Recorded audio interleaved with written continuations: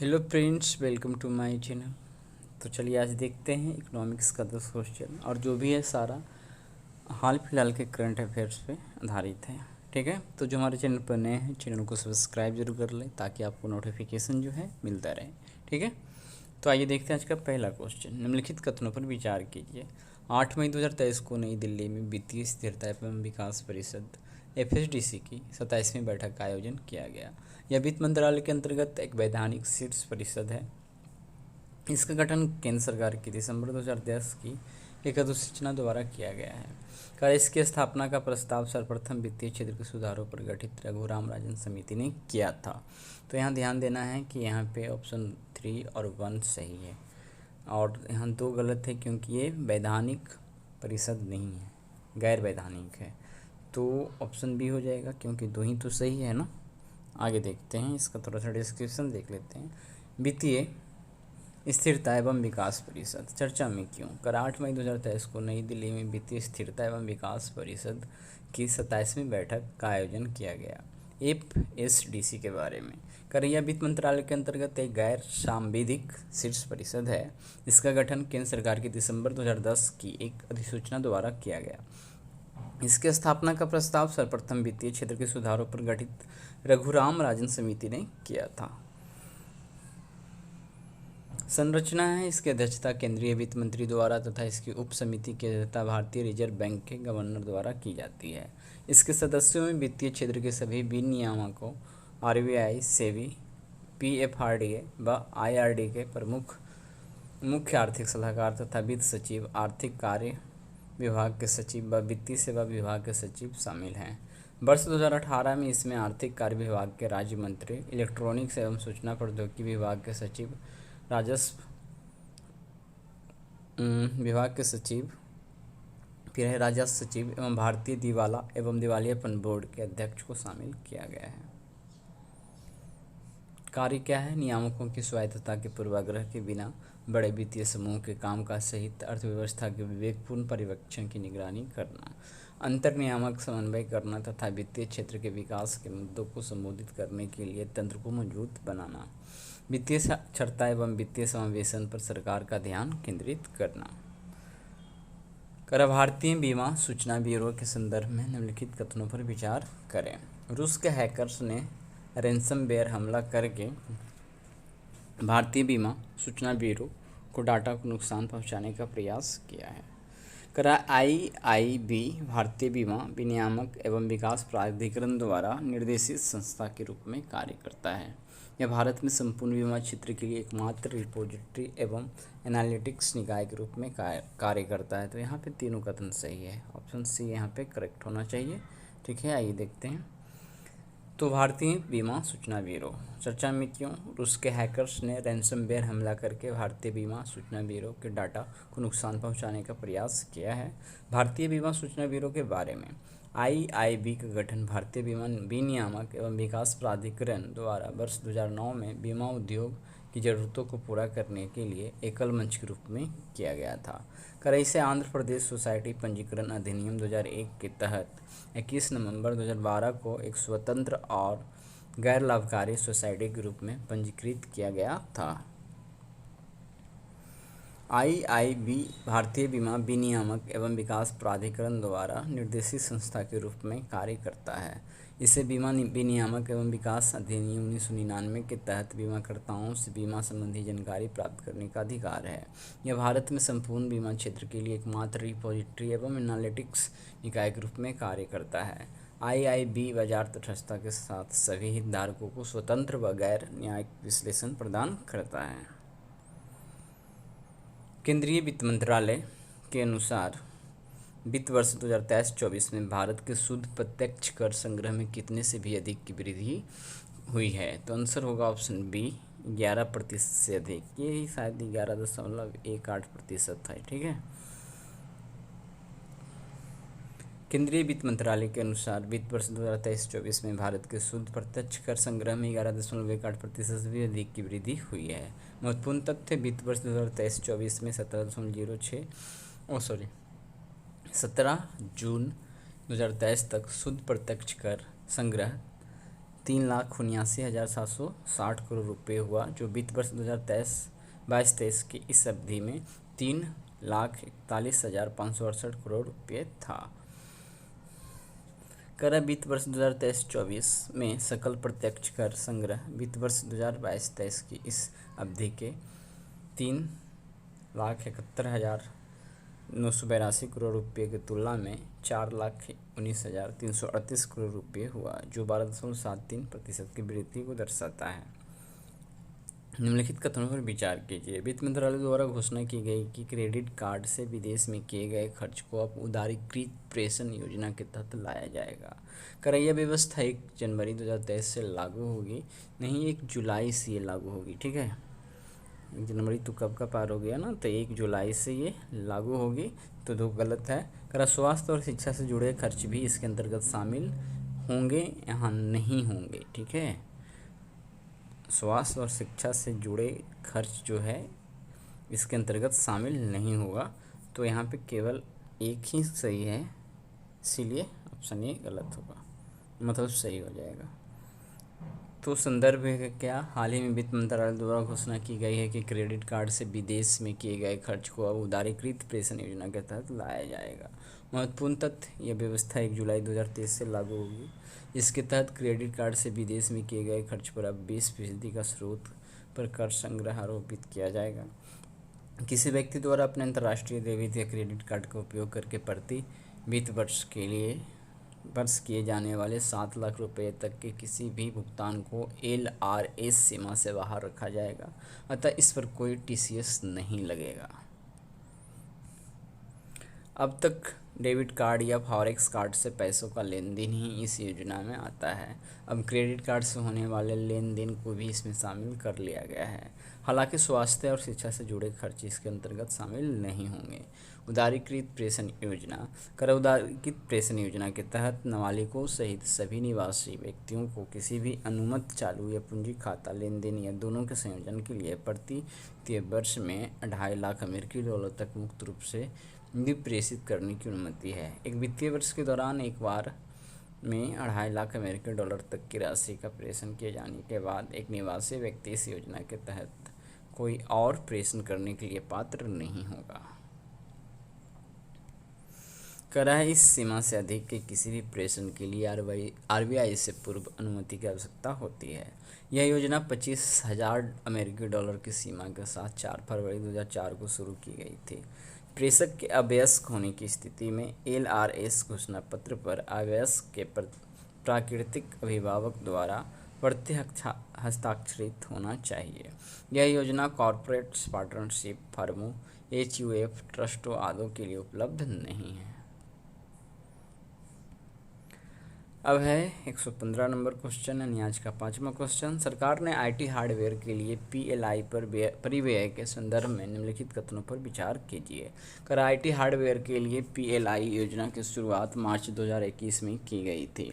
दूरसंचार हार्डवेयर निर्माण अनुमानित 900 करोड़ रुपयों को पार कर 1600 करोड़ रुपये तक पहुँच गया है।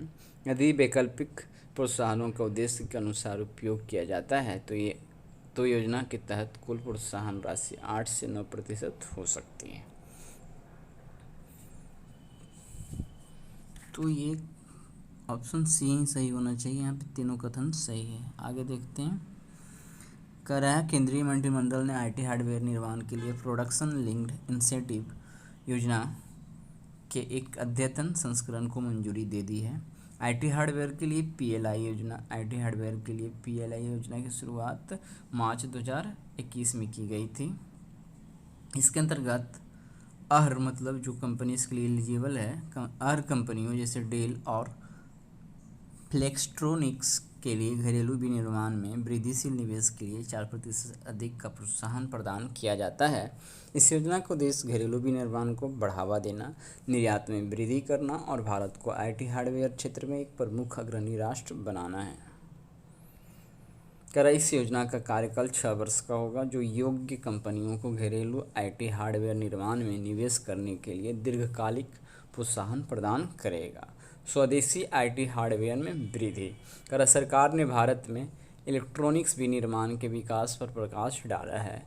पिछले 8 वर्षों में 17% मिश्रित वार्षिक वृद्धि दर और $105 बिलियन का उत्पादन बेंचमार्क है, जिसमें मोबाइल फ़ोन निर्यात में $11 बिलियन शामिल है। नए बदलाव पेश किए गए। आईटी हार्डवेयर निर्माण के लिए PLI योजना के लिए बजटीय परिव्यय 17,000 करोड़ निर्धारित किया गया है। घरेलू विनिर्माण में निवेश करने वाली कंपनियों को अधिक लाभ की पेशकश करते हुए प्रोत्साहन दर को बढ़ाकर 5% कर दिया गया है। घरेलू रूप से उत्पादित घटकों का उपयोग करने के लिए एक अतिरिक्त वैकल्पिक प्रोत्साहन पेश किया गया है। हालांकि इन प्रोत्साहनों की विशिष्ट दरों को निर्दिष्ट नहीं किया गया है। यदि वैकल्पिक प्रोत्साहनों को देश के अनुसार उपयोग किया जाता है तो योजना के तहत कुल प्रोत्साहन राशि 8 से 9% हो सकती है। दूरसंचार हार्डवेयर निर्माण में उपलब्धियाँ। दूरसंचार हार्डवेयर निर्माण अनुमानित 900 करोड़ को पार कर 1600 करोड़ तक पहुंच गया है। कुछ भारतीय कंपनियां दुनिया भर में रेडियो उपकरणों की महत्वपूर्ण निर्यातक बन गई हैं। हाल ही में मर्चा चावल को GI टैग प्रदान किया गया है। यह किस राज्य से संबंधित है? उत्तर प्रदेश, जम्मू कश्मीर, तमिलनाडु, बिहार। तो हाल ही में मर्चा चावल को GI टैग प्रदान किया गया है। यह किस राज्य से संबंधित है? तो बिहार से, ऑप्शन डी। आइए जानते हैं मर्चा चावल आखिर होता क्या है। तो मर्चा चावल काली मिर्च की तरह दिखता है। अपने स्वाद और सुगंधित चूड़ा बनाने के लिए प्रसिद्ध है। इसे स्थानीय स्तर पर मिर्चा, मरचैया, मारीचो आदि के नाम से जाना जाता है। पश्चिमी चंपारण जिला इसका प्रमुख उत्पादक क्षेत्र है। तो ये सबसे ज़्यादा जो है मर्चा चावल बिहार में होता है, पश्चिम चंपारण में। ठीक है। GI टैग के संदर्भ में निम्नलिखित कथनों पर विचार कीजिए। GI टैग मुख्य रूप से कृषि उत्पादों, प्राकृतिक या विनिर्मित वस्तुओं के लिए प्रदान किया जाता है जिनमें अनूठे गुण, ख्याति या इसके भौगोलिक उद्भव के कारण जुड़ी अन्य लक्षणगत विशेषताएं होती है।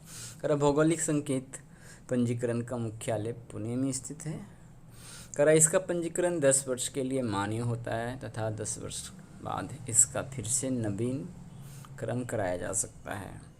तो एक चीज़ ध्यान देना है कि यहाँ पे 2 कथन सही है। भौगोलिक संकेत का पंजीकरण का मुख्यालय तमिलनाडु चेन्नई में है, ना कि पुणे में है।